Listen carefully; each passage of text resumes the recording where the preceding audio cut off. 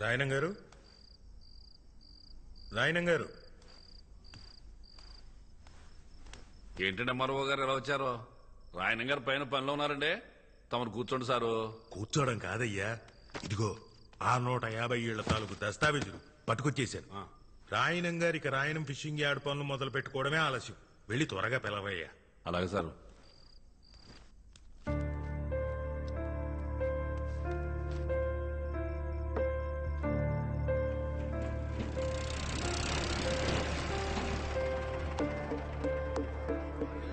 వచ్చి 40 నిమిషాలు అయింది, త్వరగా పిలువు. వచ్చేస్తారు సార్, ఓపి కట్టండి.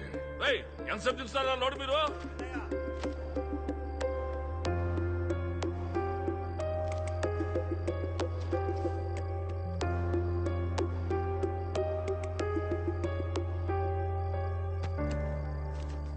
రాయనం గారు, రాయనం గారు. బేబమ్మా, ఇక చదివింది సాలేమ్మా. ఇప్పటికే బాగా లేట్ అయిపోయింది కదా. ఈ పాలు తాగేసి పడుకో.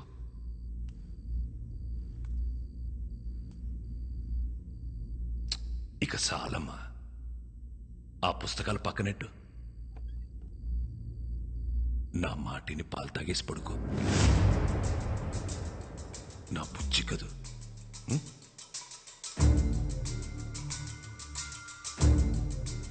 నీకే చెప్పేది, నా మాటినమ్మా. తాగు, చదివిద్ది చాలమ్మా. 7 గంటలైంది. బేబమ్మని రెడీ చేయండి రా.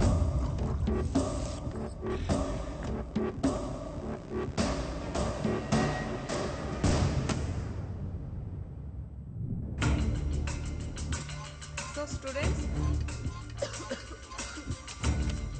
1000 రూపాయలు ఇచ్చారు తెలుసా? మరోగారు కూర్చోండి. గదిలో బేబమ్మ లేదయ్యా, ఖాళీ కూర్చుతో మాట్లాడుతున్నాడు. పెట్టుకునే ఇంట్లో వాళ్ళకి పిచ్చిగాని పట్టింది. రండి సార్, ఎవరినైనా పిలవండి, ఆడు చెప్తాడు నిజమే. నా మాటిని రండి.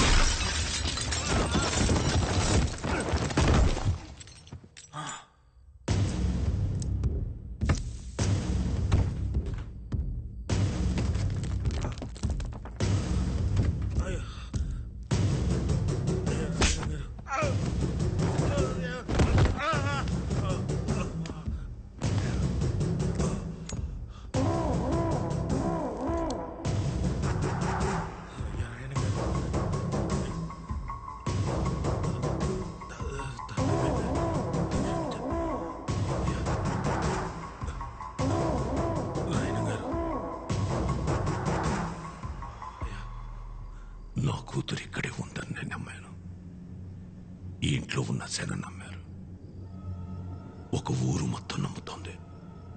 ఇప్పుడు నువ్వు బయటికెళ్ళి నా కూతురు లేదని చెప్తే ఆ నమ్మకం చచ్చిపోదు. ఒక ఊరు నమ్మకాన్ని చంపడమా, ఓ ఎంఆర్ఓని చంపడమా అంటే నేను ఎంఆర్ఓని చంపేద్దా. అయ్యా రాయనం గారు. ఏటే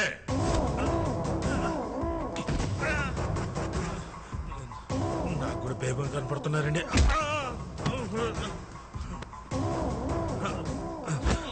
అయ్యా రాయనం గారు, నేను కూడా మీ వాడిని సార్. మీ క్యాస్టేనండి.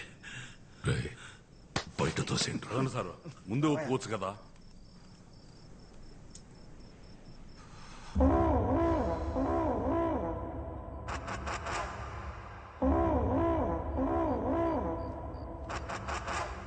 ఒరే పిచ్చనా కొడక, నిజం చెప్పిన ఎంఆర్ఓని ఎందుకురా కొడతావు? ఆడు చెప్పిందే నిజం. నీ కూతురు ఇంట్లో నుండి వెళ్ళిపోయి ఇయాల్టికి సుమారు 5 నెలలైంది. అది ఇంకా ఇంట్లోనే ఉందని ఊరు జనాల్ని మొత్తం పరువు గురించి ఆలోచించాల్సిన అవసరం నీకు లేదు. ఎందుకంటే నువ్వు కూతురుతో పాటు కొడుకుని కూడా కన్నావు కదా. నీ పరువు ఎక్కడ తిరిగినా సాయంత్రానికి ఆడి ఇంటి కట్టుకొచ్చేస్తాడు. నాన్న, నేను కూతుర్ని కన్నాను. నా పరువు ఏ ఊళ్ళో తిరుగుతుందో తెలియకుండా ఈ ఊళ్ళో తిరగడం ఎంత కష్టమో నీకు తెలుసా? తెలుసా? దొరికితే ఆడు సావాలా, లేదంటే నేను సావాలా. ఏటే అరా ముసలి, జ్వరం ఉన్నదని ఆటకు రావద్దన్నాను కదా, ఎందుకు వచ్చా? ఇప్పుడు వెళ్ళలేదనుకో మళ్ళీ సాయంకాలం వచ్చి పడుస్తాను. రాసి మీ ముసలి దగ్గర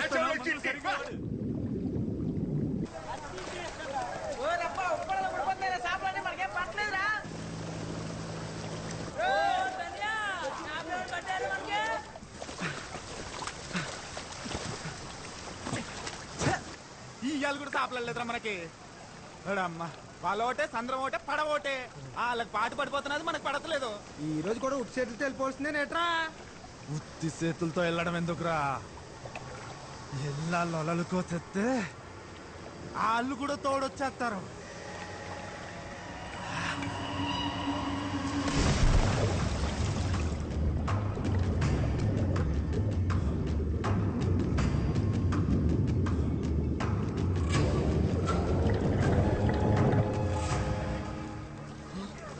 ఇదేంటి పొలానికి వెళ్ళి కూర్చుంది? మాయా పట్టం వాళ్ళు మన వాళ్ళని మళ్ళా కొట్టేశారు.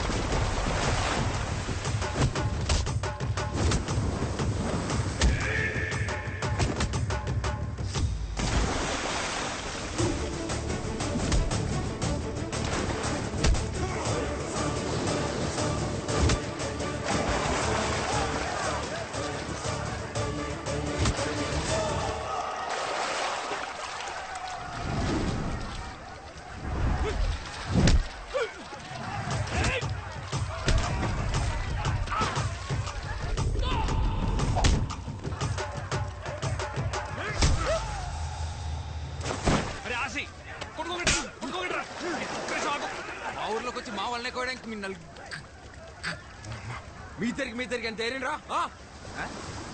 నలుగురు ఉంటే ఇద్దరిద్దరు అంటావేట్రా? నలుగురిలో గా ఉంది కదా. ఉంటే గావుంటే మా వాడికి గాచరం నోరు తిరగదులే. అందుకే మీ నలుగురిని ఇద్దరిద్దరే ఇడి తీసి ఆర్నింగ్ ఇచ్చేస్తున్నాడు. కోసిన వాళ్ళకి పోయిన చేపలకి పొత్తు డబ్బులు కట్టండి. కట్టండి. కట్టాలి. మీరేమో చూసారా?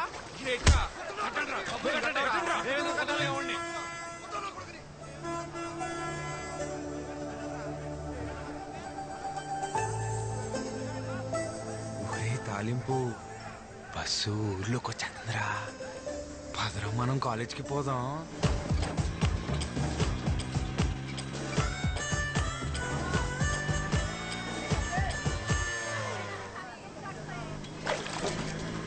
నేను స్నానం చేసి వెంటనే వచ్చేస్తాను. రెడీ అయిపోరు. మన సంతలో లంగా జాకెట్ చూసానే, బాగుంది. నీ బిందులా పోమంది.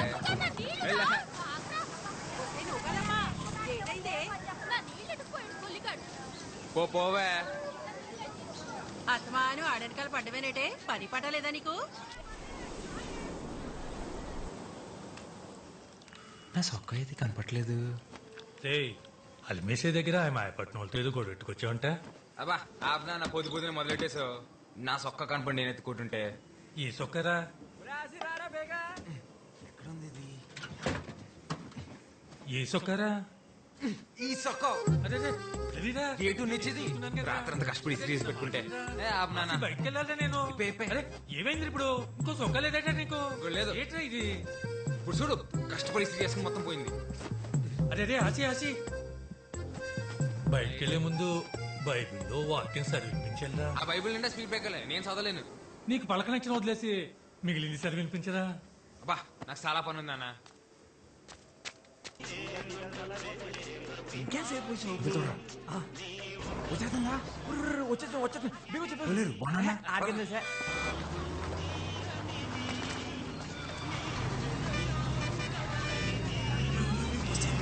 బస్సు వెళ్ళిపోతుంది. బండిలో బాబు బీగ బీగ బీగ పద. పోనీ పోనీ. ఇటైపోయిందంటావా? ఏదిరా అటు ఉన్నట్టుంది. పోనీ పోనీ. డ్రైవర్ గారు చూస్తాడు, జాగ్రత్త జాగ్రత్త. పోనీ పోనీరా. అరే ఇదే దీనికి ఏమైపోయినది? తెప్పిసిందా బండి? చూసుకో. సరేలే.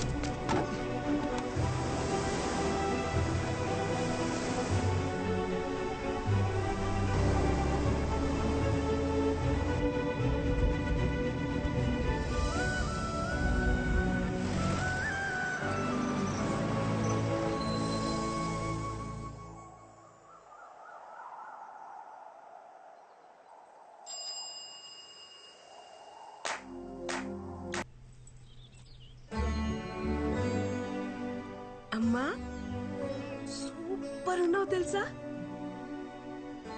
కనకం అయ్యా ఆ కళ్ళద్దాలు ఎక్కడ పెట్టారే?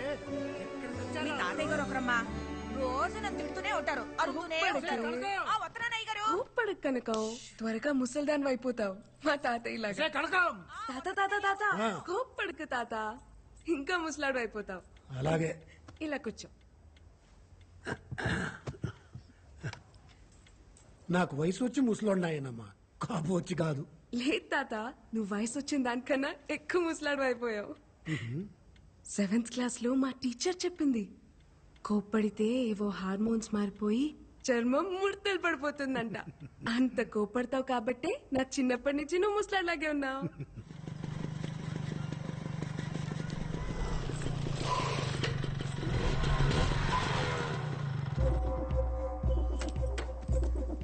ఆగవే, మొత్తానికి నీ పంతం నెగ్గించుకున్నావే. మా ఆయన ఒప్పించి టౌన్ లో కాలేజ్ జాయిన్ అయిపోయావు. ఎప్పుడు ఊరికి రాని బస్సు నీకోసం ప్రత్యేకంగా మా ఊరికి రప్పించేశాడే. మామూలుగా లేవే. అయినా ఉన్న బరువులు చాలబట్టే కొత్త బరువులు మోయడానికి ఆ బ్యాగిటీ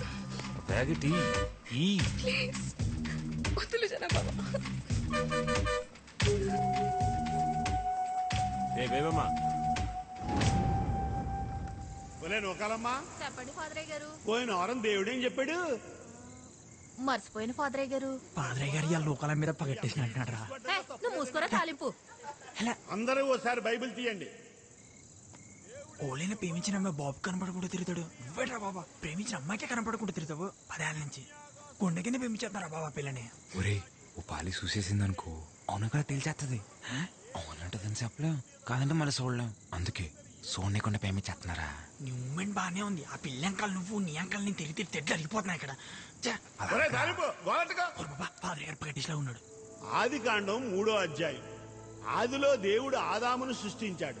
ఆ తర్వాత ఆడి గాలికి తిరుగుతుంటే అలా తిరిగి తిరిగి పిచ్చోడైపోతాడేమో అని భయపడి, ఒరే ఆదాము ఇలా రా అని పిలిచి కొద్దిగా నిప్పడతాది భరించు అని చెప్పి వాడి పక్క చెముకుని ఇరిచి అవ్వను తయారు చేశాడు.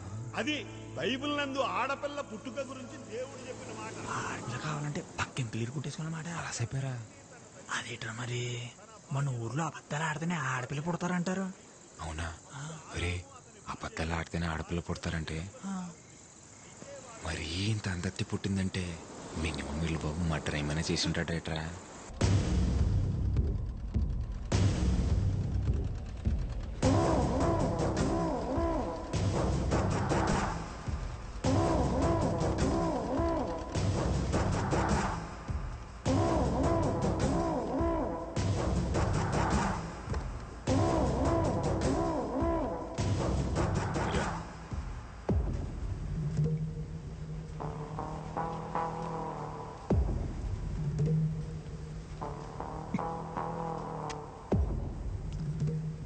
తీయగా ఉందిరా గోవిందు.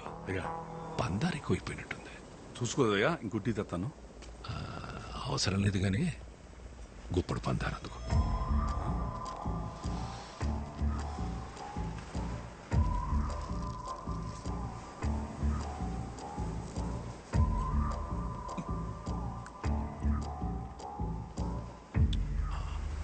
నోరు తీపనిపించిందనుకో, టీ తీపనిపించదు. ఏ శానైనా డీల్ చేయాలంటే వ్యవహారం మొత్తం పాడు చేయని అవసరం లేదు. దాంట్లో మనకి నచ్చని గుణాన్ని తీసేస్తే సార్ ఏటే రంపే ఊళ్ళో జనాల జబ్బులకి చిట్టీలు రాసి రాసి అలవాటైపోయి నువ్వు నీ స్నేహితుడు నా మీద కలెక్టర్కి ఏదో సిట్టి రాశారంట ఏంటి మరి రాయరేంటండి నేనే రాయమన్నాను ఎత్తులో ఉన్న ఇళ్ళని వదిలేసి వెళ్ళిపోమంటే ఎక్కడ పోతామండి మేము వేసుకెళ్ళే పడవలు మేమో కానీ సముద్రం మాత్రం మీ సొత్తు కాదు కదండి ఫిషింగ్ యార్డ్ కట్టడానికి మేము ఒప్పుకోమండి రాయనం ఫిషింగ్ యార్డ్ అది నా అవసరం కాదు గౌరవం అయ్యా వాళ్ళ అమాయకులయ్యా ఉన్నట్టుండి ఆ ఇల్లు ఖాళీ చేయమంటే పిల్ల జల్లా రోడ్డుని పడిపోతారయ్యా ఆ అమాయకులని ఎవరు చెప్పారా ఆరంపి అమాయకులైతే సముద్రం నుంచి కొట్టుకొచ్చిన చేపను పట్టుకుంటారు గాని చేపను పట్టుకోవడానికి సముద్రం మధ్యలోకి వెళ్ళారా నా కంఠంలో ప్రాణం ఉండగా జరగనివ్వనండి నూరుంది కదా అని పారేసుకుంటే నాలంటోడికి ఏదో ఒక రోజు దొరికెత్తదిరా అప్పుడొచ్చే మాటని కాదు అది పుట్టే సోటు నరికెత్తాడు ఈ రాయనం